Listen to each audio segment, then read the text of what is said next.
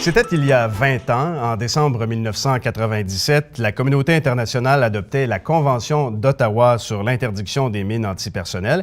Il faut se rappeler qu'à l'époque, chaque année, environ 30 000 personnes mouraient dans l'explosion de mines antipersonnelles.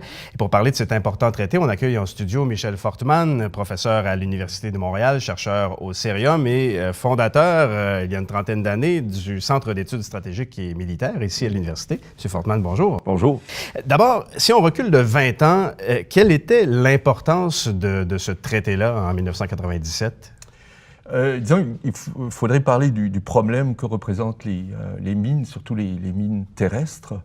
On disait à l'époque, en fait, le chiffre a été discuté, que vous aviez plus d'une centaine de millions de mines qui avaient été déployées au cours de conflits aussi anciens que d'ailleurs la Seconde Guerre mondiale, ainsi que la guerre du Vietnam, etc. Donc on pourrait dire que c'est presque des séquelles d'anciennes guerres en tant que telles, et qui affectaient presque une centaine de pays dans le monde, que ce soit en Asie, le Vietnam par exemple, donc, que j'ai mentionné, aussi le Moyen-Orient, plusieurs pays d'Afrique qui avaient connu soit des guerres civiles, effectivement, et donc les belligérants en général utilisaient, disons à grande échelle, ces mines. Dans le cas du Vietnam, c'est littéralement des dizaines de millions de mines qui ont été déployées de cette façon. Et évidemment, il faut le mentionner, mais ce sont les civils qui étaient les plus grandes victimes de ces mines-là. Absolument. C'est-à-dire que généralement après les guerres, les victimes étaient soit des paysans, des femmes, des enfants, etc. Et en général des civils, donc pas du tout des militaires.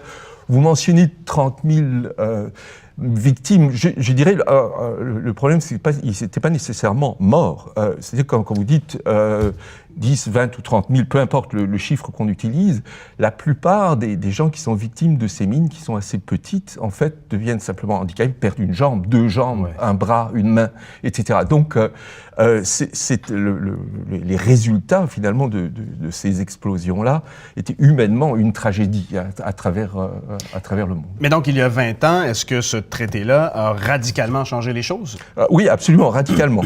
Dans la mesure où tous les États qui ont signé, et en fait, à la surprise finalement de tout le monde, actuellement, en fait, le nombre d'États signataires est de 162. Vous avez toujours... 80% des pays de la planète. Ah oui, absolument. Donc, si vous voulez, vous avez eu un enthousiasme considérable pour effectivement réaliser les objectifs de ce traité. Et vous pouvez dire que environ, je dirais, actuellement, je vous parlais du chiffre de 100 millions de mines.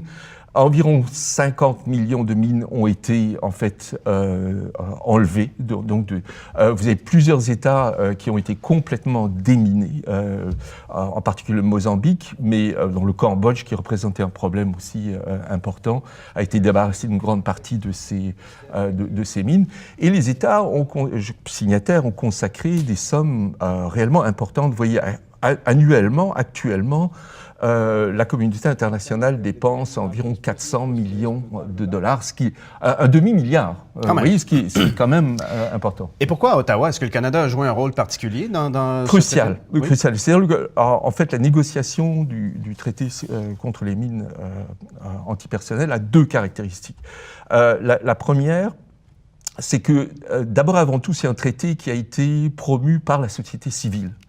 C'est que vous avez plus de 140 ONG, et au départ aussi des ONG américaines, européennes, etc., donc qui ont fait campagne à travers le monde et de façon extrêmement efficace. C'est-à-dire que plusieurs États qui étaient producteurs de mines, comme l'Italie par exemple, du fait de ces campagnes, ont simplement unilatéralement déclaré un moratoire de plus production, donc ne produisaient plus de ces mines-là.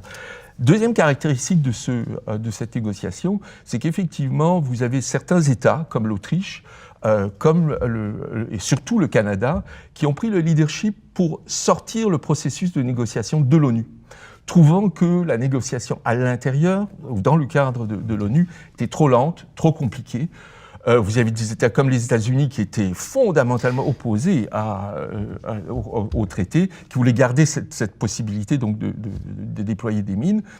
Mais justement, parlons-en des États-Unis, puisque ça, c'est très intéressant. Les États-Unis ne sont pas partis au traité, mais c'est un des pays qui investit le plus dans la destruction des mines antipersonnelles ou la lutte contre les mines antipersonnelles. Pourquoi? Sur le 400 millions par année donc, qui sont dépensés pour lutter contre les mines ou leurs conséquences, 25% en fait viennent des États-Unis. Je pense qu'il y a le côté de l'image, c'est-à-dire que d'une part, le gouvernement américain, je pense, est sous pression depuis l'origine de par le Pentagone pour garder cette option, cette possibilité d'utiliser des mines ouvertes en tant que telles.